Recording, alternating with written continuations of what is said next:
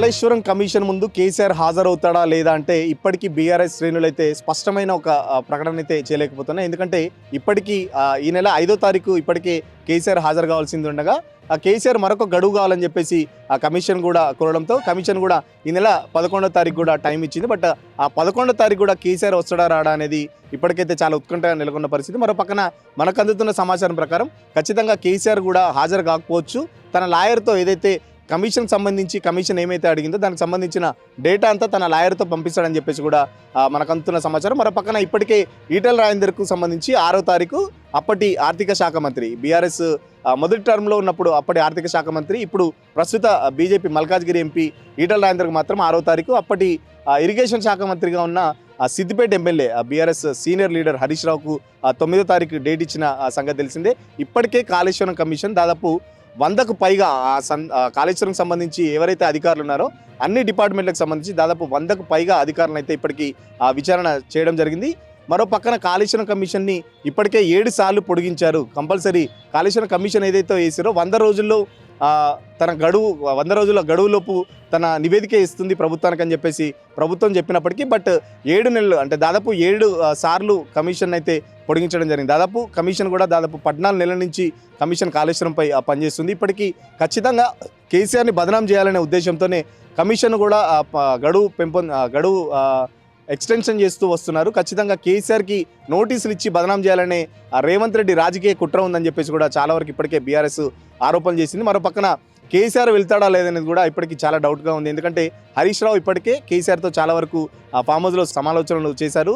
Commission ముందు అడిగిన ప్రశ్నలకు ఎలాంటి సమాధానాలు చెప్పాలని కూడా హరీష్ రావుకు కేసీఆర్ దిశానిర్దేశం చేయడం జరిగింది. మరో పక్కన 6వ తారీఖు ఈటెల రాజేందర్ ఇప్పటికే తను చాలా సందర్భాల్లో చెప్పాడు తనకు సంబంధం లేకుండానే కాళేశ్వరం సంబంధించిన కేటాయింపులన్నీ అప్పటి ఆర్థిక శాఖ మంత్రి నేనున్నా కూడా నాకు తెలియకుండా కేసీఆర్ డైరెక్ట్ నిర్ణయాలు చాలా కార్పొరేషన్ల పేరు చెప్పుకొని కాళేశ్వరం సంబంధించిన అప్పులు తీసుకొచ్చి కాళేశ్వరం అయితే కట్టాడు. సో అదే విషయాన్ని కమిషన్ ముందు కూడా చెప్పే ప్రయత్నం చేశాడని చెప్పేసి ఈటెల రాజేందర్ అయితే మనకు చెప్పకనే చెప్పినట్టు చెప్తున్న పరిస్థితి. మరో పక్కన హరీష్ రావు కూడా ఏదైతే కేసీఆర్ దిశానిర్దేశం చేశారో అప్పటి ఇరిగేషన్ శాఖ మంత్రిగా ఉన్న హరీష్ రావు దానికి సంబంధించిన ఎంత వ్యయమైంది లేకపోతే కాళేశ్వరం సంబంధించి కుంగుబాటుకు సంబంధించి కూడా ఆ కమిషన్ అడిగే పరిస్థితి ఉంది. హరీష్ రావు కూడా దానికి సంబంధించిన సమాధానాలు కూడా సిద్ధం చేసుకున్నట్టు మనకు అందుతున్న సమాచారం. మరో పక్కన వీళ్ళిద్దరి విచారణ అయిపోయిన తర్వాత ఒకవేళ కమిషన్ కనుక 11వ తారీఖు ఆల్రెడీ కేసీఆర్ అడిగిన గడువు ప్రకారం 11వ తారీఖు డేట్ ఇచ్చింది.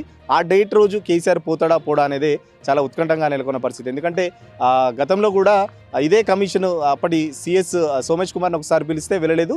సో మళ్ళీ సెకండ్ టైం పిలిచిన తర్వాత మళ్ళీ కంపల్సరీ వెళ్ళాల్సి వచ్చింది. మరి ఇదే కనుక మళ్ళీ కేసీఆర్ టైంలో రిపీట్ అవుద్దా లేకపోతే కేసీఆర్ పంపిన సమాధానానికి ఏదైతే ఒకవేళ కేసీఆర్ పోకుండా తన లాయర్లతో తన లీగల్ టీంతోని సమాధానం పంపితే కమిషన్ అనేది ఊరుకుంటుందా లేకపోతే కమిషన్ అదే ఫైనల్గా చేసుకొని గవర్నమెంట్కి ఏమైనా నివేదిక ఇస్తుందా లేకపోతే ఖచ్చితంగా కమిషన్ కేసీఆర్ను విచారించాల్సిందే అని చెప్పేసి ఒకవేళ ప్రభుత్వం అలాంటి ఏమైనా ఒత్తిళ్లు తీసుకొస్తే మళ్ళీ కమిషన్ ఇంకా ఎక్స్టెండ్ అయ్యే అవకాశం ఉందని చెప్పేసి ఇప్పటికే కమిషన్ సంబంధించి ఇటు బీఆర్ఎస్ శ్రేణులు చాలా వరకు ఆరోపణలు చేస్తున్న పరిస్థితి. 100 రోజుల గడువు పోయి దాదాపు 14 నెలల నుంచి ఆ కమిషన్ బీఆర్ఎస్ని కానీ లేకపోతే కమిషన్ టైంపాస్ చేస్తుంది కాళేశ్వరం సంబంధించి అని చెప్పేసి ఇప్పటికే కాంగ్రెస్ పార్టీ కావాలనే కాళేశ్వరాన్ని టైంపాస్ చేస్తూ రైతులను నిలబెడుతున్న పరిస్థితి అని చెప్పేసి కేసీఆర్ మీద కోపం కాళేశ్వరం మీద చూపెడుతుందని చెప్పేసి బీఆర్ఎస్ పదే చెప్తున్న పరిస్థితి.